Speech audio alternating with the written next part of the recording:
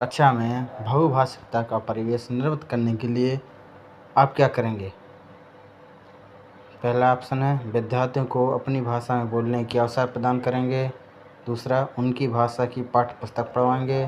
तीसरा, बहुभाषिकता कक्षा में बाधा उत्पन्न करती है, इसलिए केवल हिंदी भाषा में ही पढ़ाएंगे। या चौथा, ए और दोनों। बताइए। तो इसका ऑप्शन है ए,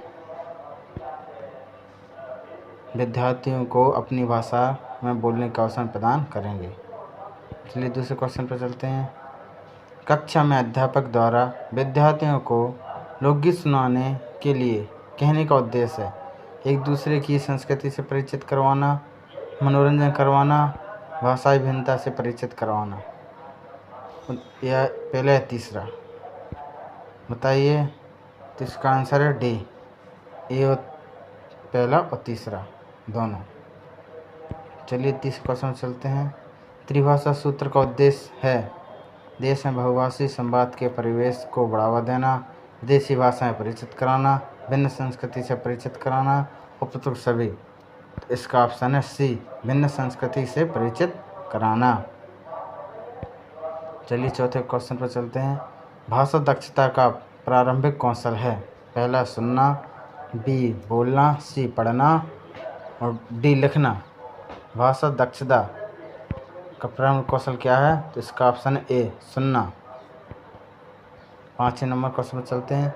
सुनना कौशल के बारे में कौन सा उचित नहीं है? सुनना, पहला सुनना कौशल सबसे कम महत्वपूर्ण है। सुनना कौशल मौखिक कौशल के अंतर्गत आता है। सुनना कौशल अन्य कौशल के विकास में सहायक है। सुनना कौशल का विकास भाषा के नियमों को पहचानने का निर्माण करने में सहायक है। तो इसका उत्तर है पहला, सुनना कौशल को सबसे कम महत्वपूर्ण है। सुनना कौशल सबसे कम महत्वपूर्ण है। चलिए 6वें नंबर ऑप्शन पर चलते हैं।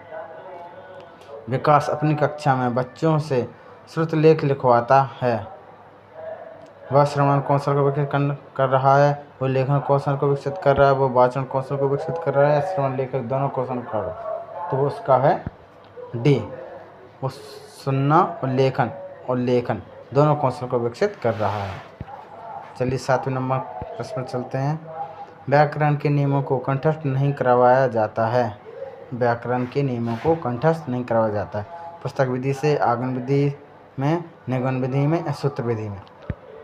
बताइए किस विधि में व्याकरण के नियमों को कंठस्थ नहीं करवाया जाता है? तो इसका ऑप्शन है बी, आगम विधि में।